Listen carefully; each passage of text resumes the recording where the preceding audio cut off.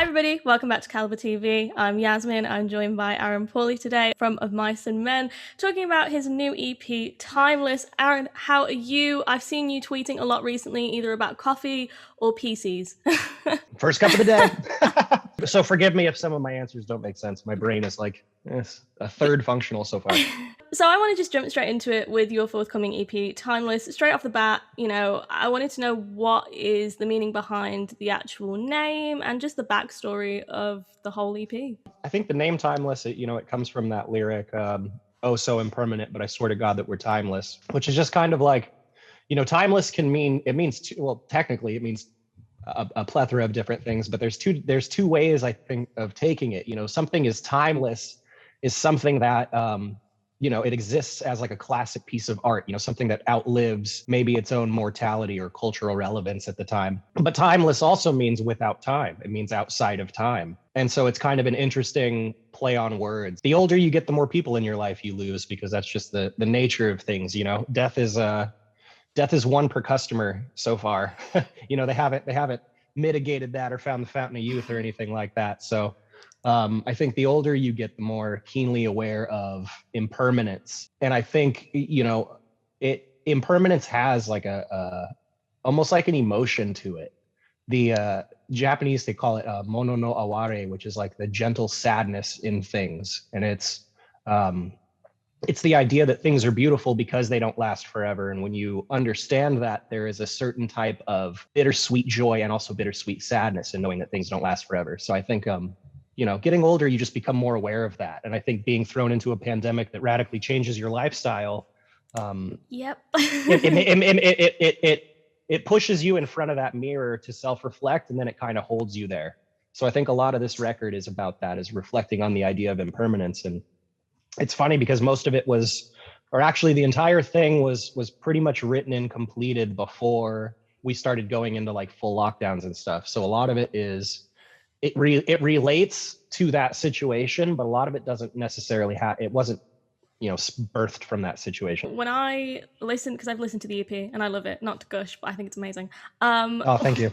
When I listen to it though, I feel like it will resonate with people so much because right now feels like this timeless, period of impending doom. You really don't know what's happening. Like it's a constant state of uncertainty, really. Yeah. And I think it seems more so now, but that's life just in general. Life is a constant state of uncertainty. And I think you have moments where it really shows you that, like you have a pandemic where, it really knocks human beings down on the pole, where we can be taken out by something that you can't even see. It's like universally humbling experiences, I guess, for us as a species. But, I think life is that way, where all you get to really control is how you react to things. All you can do is just try and maintain perspective. That's all. So I read your press release, and this is said to be almost like an extension of Earth and Sky. But when I listen to Earth and Sky, that is so like raucous, rage fueled, like riff heavy, made for the pits, whereas this takes on a totally different sonical side of Mice and Men, and we see you sing a lot more. I wondered what was the drive behind that, and if you could elaborate on that. Earth and Sky was us having toured extensively, having played, during the time before that. From Defy to Earth and Sky, we spent a lot of the time just playing like festivals and stuff. A lot of that energy, a lot of going through your old material and playing different set lists and really seeing kind of what connects and what we really like and the moments. Because that, to me, music is all about moments, especially live music. You know what I mean? It's like you'll watch a band for an hour and you'll remember a handful of moments. Because to me, it's all about the moment. And I think that's kind of what we were chasing with Sky was, can we really harness that? Like, can we figure out like what creates those moments? Instead of making a record for the stage, we were making a record for headphones, for speakers, for people who are stuck inside, and I think there's a lot more depth to it in terms of melodic quality. And I also think in terms of like emotional quality, like I think there's just a lot of depth to this release comparatively. And I think, we wanted to do that because we understood that, for us, music it's communication. They say music is the universal language. Language is for communicating. And for us, putting out records is communication. And I think it's our entire discography is a conversation, you know, it's like kind of like a living conversation. When you don't have that sort of outlet for conversation, like through live music, it could be really like hard on, especially on your mental health. Like mine initially was like really rough because it's like, well, this whole part of my identity, part of like how our band expresses ourselves is like not here. But then you can kind of flip that on its head. You know, we talked about perspective. That's really all you get to control is how you look at things. And flipping that on its head was, well, I don't actually have to leave the place where I make music for several months. And so I get to really just focus on the creative side of that. Kind of coming to that realization, especially with my bandmates early on, like, hey, you know, yeah, this is really like, there's no other word for it. It's fucked. Like, it's just a fucked situation. We really early on as a band came to that conclusion. We're like, yeah, it's fucked. But actually, how many times have we been in the studio thinking, man, I wish that next tour was just a little bit further back so we could spend more time creating. It pushed me to my creative workstation at my computer desk. And it's like, all right, you're going to sit here until you can tour again. It's interesting though, because I think as a musician, you know, it's a double-edged sword. You don't get to tour, but you get cooped up in your studio or in your house. And I imagine that must have been a really creative process for you, because I know a lot, if not the whole EP, was mixed and mastered by you, and you did a lot of the engineering process in that. So I wondered, how did it feel to have the creative reins and really just go ham? It's funny because it's a lot of what we do before we make records. The only real difference between the way we made this record and the way we've made other records is that once this one was done, I mixed and mastered it and we put it out, versus it's done and then we go to a studio and re-record it and do everything. So a lot of the pre-production and a lot of the way that we songwrite in general is kind of the same. I think we were all just a bit more meticulous between, you know, demoing and songwriting. And it is tedious and it's a meticulous thing to have to do. And it's, those kinds of things are excellent for distracting your brain during a pandemic. In the press release, you said, we created music because it's all we had. I imagine that whilst it's been fun to be all technical and, you know, really go in on that side, also creating during such a hard time must have been almost a release. Yeah, no, definitely. You know, music, it's not only my career, but it's my hobby. It's something I really enjoy doing. It's something that like centers me. Like I understand who I am in that process. So in my day-to-day life, if I'm struggling with something and maybe it's like, oh, I need a little bit of perspective, you jump into something you really know and it can kind of reset you in a way to where, you know, the rest of your life kind of makes a bit more sense. I tell everybody it's important to have a creative passion project or creative hobby. It's incredible if you can do that for a living. And if not, like do one for a hobby, because I think human beings, there's a part of our brain, like we have to be creative. There's a part of our, you know, our prehistoric lizard brain that still needs that. You know, you still need to do something creative to where when you're done, it's like, okay, this is an expression of myself.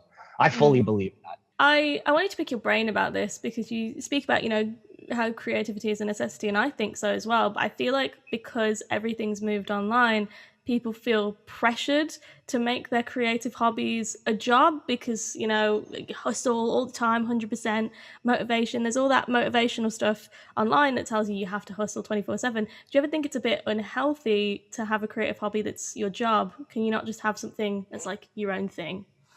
I think that is actually one of the most intelligent questions I've been asked in like a really long time. And it's no, and it is. And it's because it is very wise to understand that when you start making money doing something you love, that it changes your relationship with it. Yes. Very much so.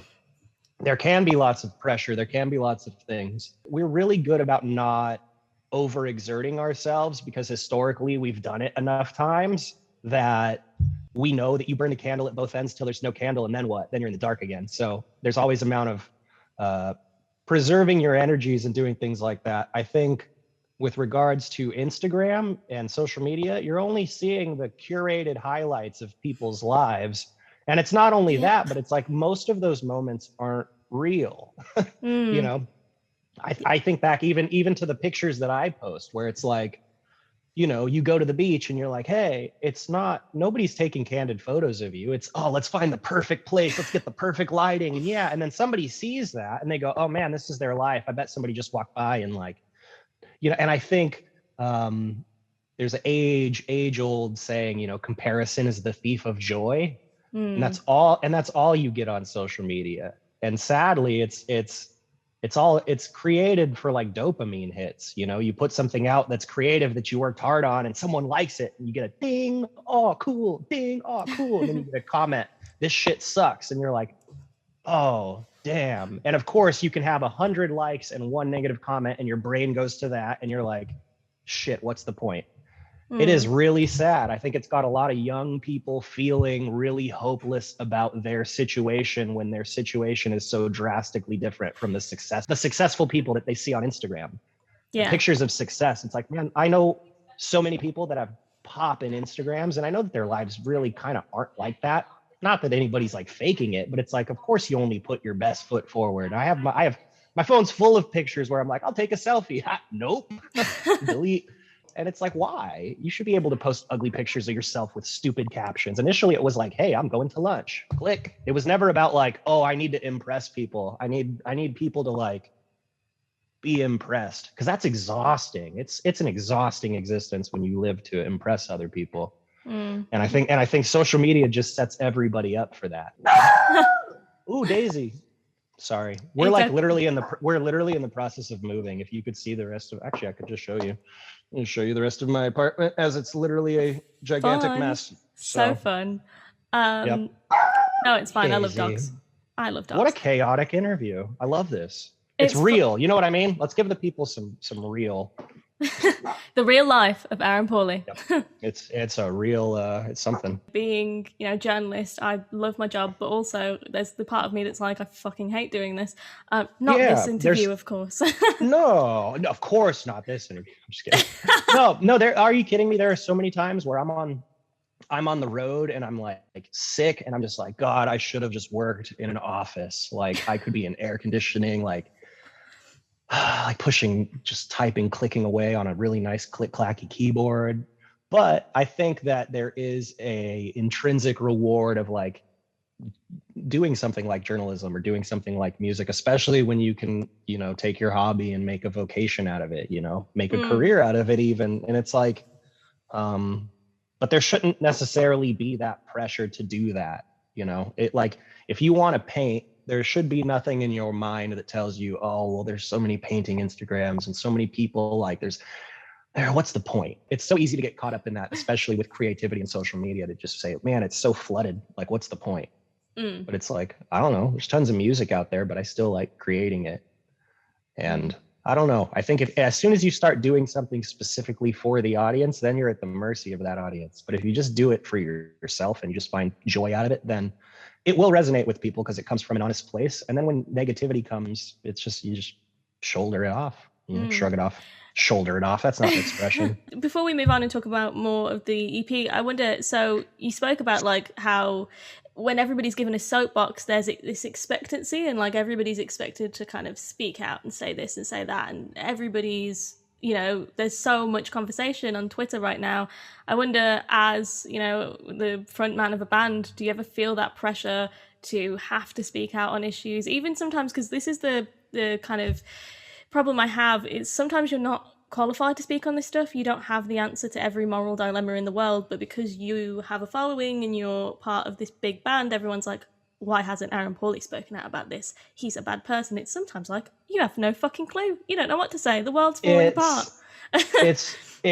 It's remarkable at times how people will come to you for answers if you're a person of influence or even just opinion. You know, sometimes what people want is not even answers, but they just want to know how you feel about things. And I think that, to me personally, I do a lot. I'm probably more so now than ever. I'm very protective of the energy that I put into things.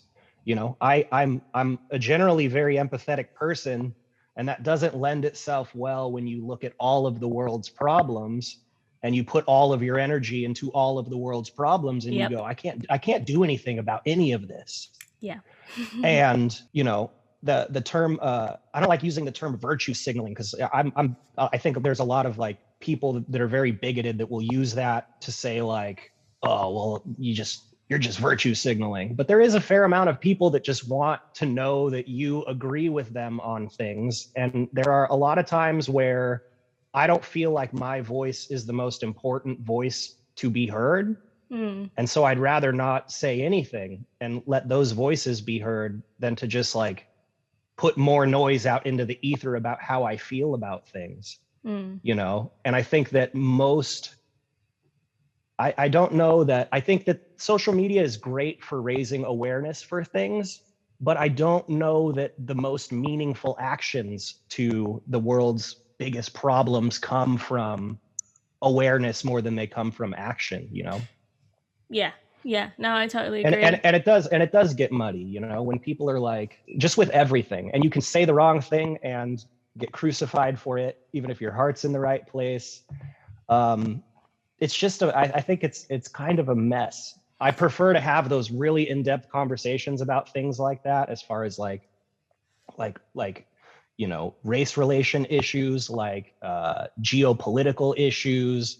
I like having those conversations with people, like over coffee. I don't like it being limited to 240 characters. I don't know. I guess I don't think highly enough of myself to think that my opinions on a lot of stuff matter. I think when stuff is really, really important and it's in my sphere of influence, like if there's something in Southern California that's happening that I can bring awareness to, then that's something that, to me, I'd much rather put my energy into that than, you know, feeling horrible about something that's going on the other side of the world where I can't do anything about it. I've definitely been in places where I've seen how horrible the world can be, and that's all my focus is on. And you start to miss the stuff that's in your own vicinity. You know, you start to miss the problems that are in your own community, or the problems that are, you know, in and around your own sphere of influence that you can actually affect when you're focusing on what's happening on the other side of the world, you know? Yeah. And so, and I think it's really easy for people with really good hearts that aren't the enemy, that don't want to do marginalized communities harm. It's really easy for them to say the wrong thing and to all of a sudden just be lambasted. And, okay, well, you're in this category now of you're the wrong people, you're the bad people. Yeah. You know? Yeah. And I think that's a fear. That's probably a reason why a lot of people don't speak out about stuff that even is in their sphere of influence. Cause it's like, man, I'd hate to say the wrong thing and just hurt somebody. We're in such a strange place where, you know, I see people getting canceled for making jokes, and I see people who are actually legit bigots that want to do communities harm. Yep. And they're kind of untouched. Yeah. And I'm just like, man, like we're all kind of focusing on the wrong thing. We're focusing on like, does your badge that say I'm a good person, is it nice and shiny? It's like everyone's just looking for that, but nobody's actually looking at like the content of anything, you know? And it's got to a really, really, really strange place where it's like, I'm generally more of a liberal person. I'm way more on the left than anything on the right. And sometimes I'm just like, what are you guys doing? You're focusing on the wrong thing. But then again, who am I to say what the wrong or the right thing is? You know, I just try and treat everybody with respect and dignity, and, you know, no, I was vigorously head nodding along, that's a word now, because I just agree with all of that, and I just, yes, like preach it to the roofs. I do have to jump back into the EP though, but I'd love to sit here all day and go on a tangent about why social media is the worst and the best in... Someday we will. So your press release compares this EP to, you know, the likes of Linkin Park and Deftones. I wondered, you know, in this pandemic, did you ever regress? Because I've had this. I've gone back to all the albums that I grew up listening to and like what got me through my emo phase. I wondered if you'd done that during this pandemic, gone back to albums that really changed you, and if they influenced the EP at all. Definitely. I think we all did to an extent. Oh man, so many. Sorry to put you on the spot. Just going back and listening to the Tool albums, Lateralis and Anima. Those two for me are like, they're a lot about like personal growth and development. That kind of resonated with me a lot. Going back and listening through, you know, Alice in Chains' Dirt. That's one of my favorite records of all time. I don't know. Music's such a powerful thing, and it's a time machine too, because you can listen to a song and it'll take you right back to where you were, you know, when you heard it. Yeah. No, when I listen to a few of Mice and Men songs, it takes me back to when you were on the Defy tour, and I was like, holy shit, that's been like, what, 4 or 5 years now since that album? Oh man, I guess, yeah. 2017, yeah, almost 4 years. Wow. Getting old. I'm kidding. That was a joke. Say if you're old and I'm dirt. No. But you know what? It's amazing. Getting older and seeing things is incredible, because you get to a certain place where you kind of crest the hill, and then you start to see over the top of the hill, and everything kind of starts to make sense. The fact that metalcore music, I just want to say too, the fact that metalcore music and like core music in general is still around 20 years after, like, I first started getting into like some of the core bands in like the early 2000s, right? It's been almost 20 years. If you think about other subgenres of music or subcultures of music, if you think about like funk or disco didn't last 20 years. You know what I mean? And it's like, and not only that, but it's like metalcore is at a, you know, and not just metalcore, it's like metalcore, but it's like all, you know, I that's kind of the easiest thing to say, but it's like of all the kind of bands that sort of encompass the scene from like metalcore, post-hardcore, genre core, whatever you want to call it, it's not getting worse. It's getting better. I listen to brand new bands and I'm like, holy crap, where are these kids thinking of this stuff? You know, while we're going, you know, while we're doing our brand of core, you have a whole young generation of bands that are just killing it, and not only killing it, but like evolving it. You know, that was part of the reason why we signed with SharpTone, was we saw that it's like, man, the future of the genre is, you can look no further than this roster, you know. And that was something that we really wanted to be a part of facilitating, because we understand that we have like a big platform, and if we can help bring up more bands rather than saying like, peace out scene, thanks for all the follows, and we're gonna go do this other thing now, you know. It's like, and there's nothing wrong with that. I'm not like starting beef with anybody. Oh, no, I'm kidding. Yet. But no, there's nothing wrong with that. But for us, it's like, man, I grew up going to sweaty club shows. I'd like to be in my 50s playing sweaty club shows. I'd have no problem with that. Yeah. I just think there's something about there's just something about the legacy, just like the thread that goes from band to band to band, where you just like the bands that inspired me, and you know, bands that music I've created will inspire, and the bands that, you know, the music they create will inspire. And I don't know, it's a really cool thing to be a part of, and to have seen blossom into something that's just now it's impressive. See, and that's a testament to the fans. That is not a testament to the artists. A lot of artists will be like, yeah, that's because we're sick. It's like, no, it's because you have a lot of people that really care about the music. You know, yeah, it's all because of the fans. You know, it's interesting you speak about SharpTone Records and like why you guys signed to them, because I wanted to ask you and pick your brain about that, because SharpTone Records for me is like the next wave of metalcore. Like all of the bands on there, Alpha Wolf, Polaris, Loathe, are fucking astonishing. The things they're doing with music right now is stuff that like I blows my mind. When we look at like, because you know, as we look back 10 years ago, it's like the Flood turns 10 this year, I think, and you, not to make you feel old, next year will be 10 years since you joined the band. Damn. Yeah, but when we look at the state of metalcore 10 years on, I wondered what you thought, like, is metalcore exciting again? Did it have a drop-off point? Is it coming back? Like, what are your views, on the state of metalcore right now? Okay.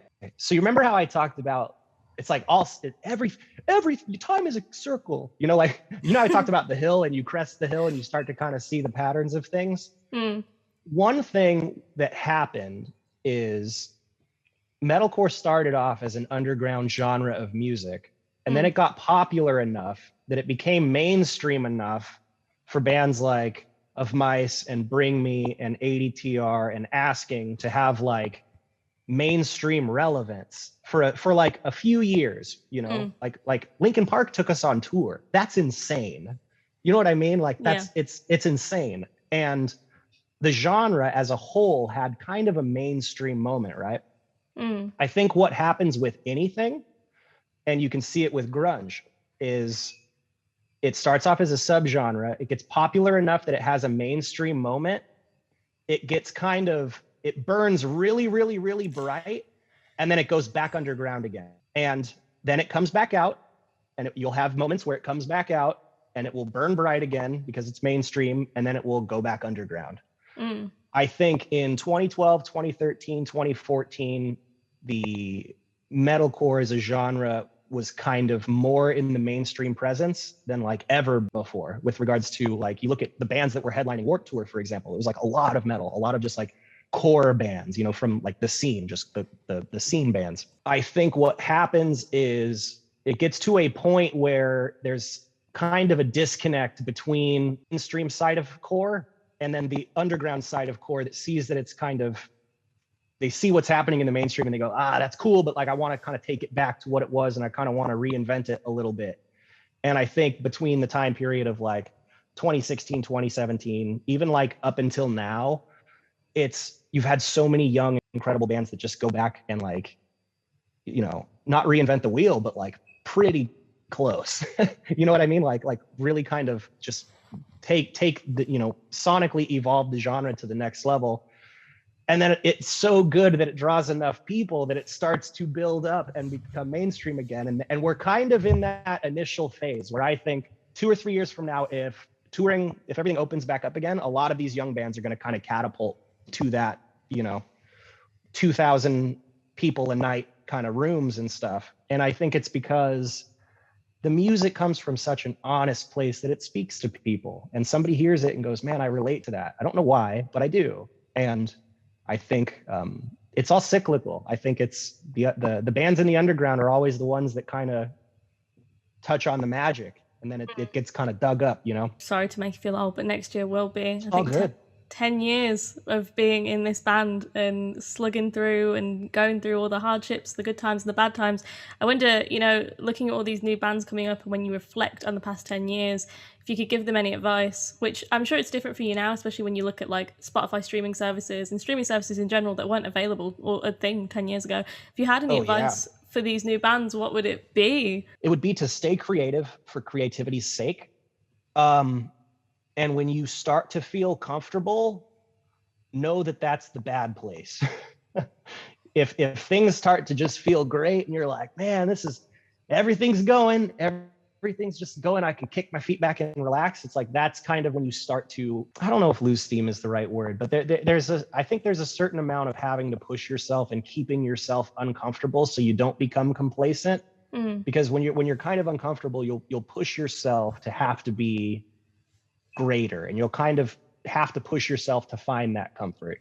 Just while we ride this nostalgic wave out, I'm sure it's weird for you now because 10 years later, people who were listening to your music when they were growing up in their teen years and their pivotal years are now making music and making metalcore, and it must be a bit weird for you to think, oh my god, my band influenced the next generation of, without making you sound a bit egotistical, my band influenced the next generation of metalcore kids who are going to be on these stages and making this music that's smashing the charts.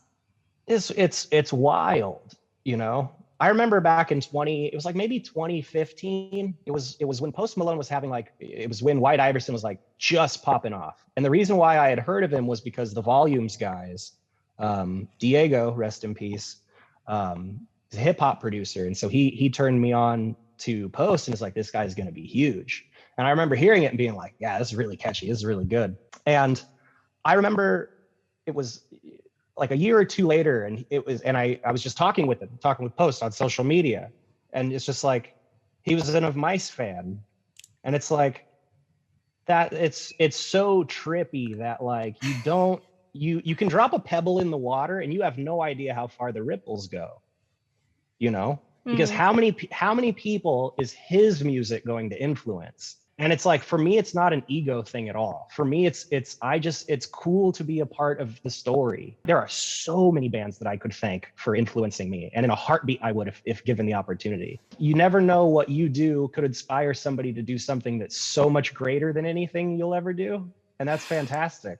There's going to be like a whole generation of kids from that. I call it the Warped Tour core era because it was when bands made metalcore and they were on Warped Tour, and it was you guys, Pierce Veil, Sleepaway Sirens, Attack Attack, I don't know, Ask Alexandria, Bring Me the Horizon, and that was like its own thing, and that was its like little echo chamber. And so many bands now, like Juice WRLD was inspired by Pierce the Veil, and it's crazy to think that like that translated so differently and how music evolves. It's wild. Yeah. And it's like, I hear that the SoundCloud rap generation, a lot of those kids were fans of scene bands. You know, the amount of Blink 182 you can hear in Juice WRLD's music, you know, It's like, that's huge. Blink-182 was one of those bands for me when I was in like 7th and 8th grade skateboarding in 2000. Oh, that's rough to say. I was one. But you know, it's there you go.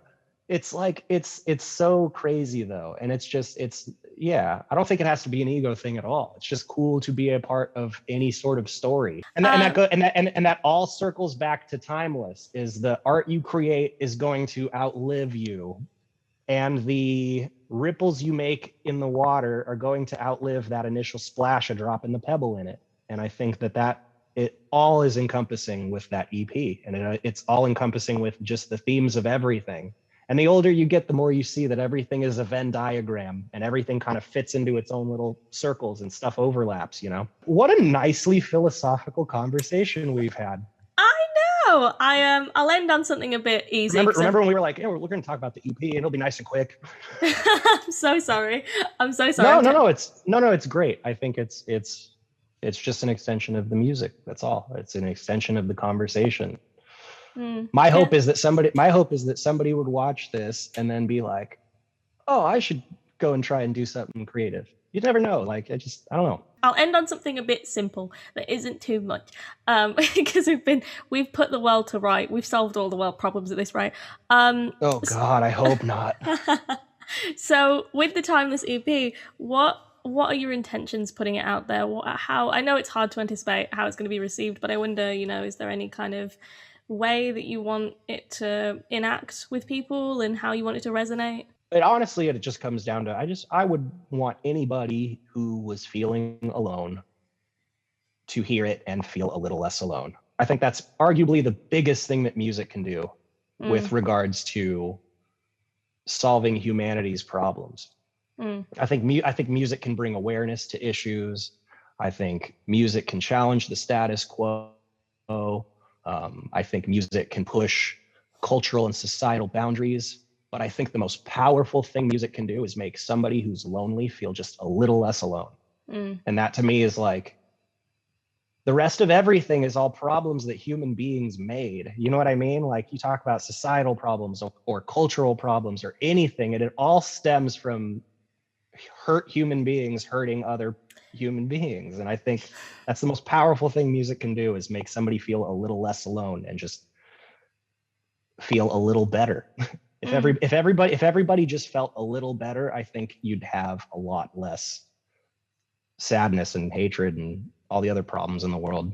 And maybe that's a hyper simplistic way of looking at it, but I mean, I've tried looking at things hyper with a lot of complexity, it's like, but I don't know. I think sometimes it just does come down to, simply put, there's enough hurt people out there that the only way they know how to deal with that pain is to lash out at other people.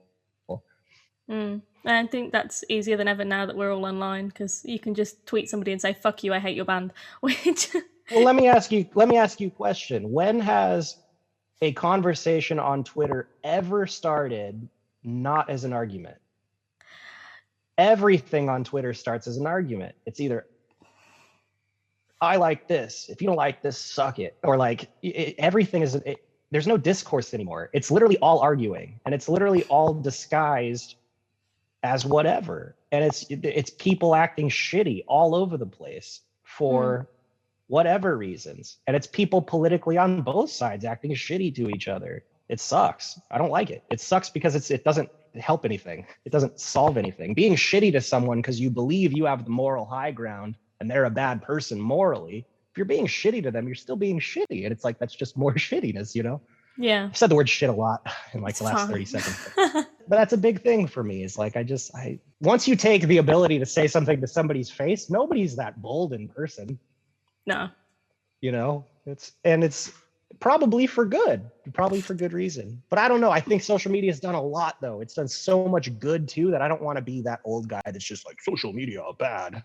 It's done a lot of good. It's made a lot of lonely people less lonely. And I think that, and it's beneficial that way. But I don't know.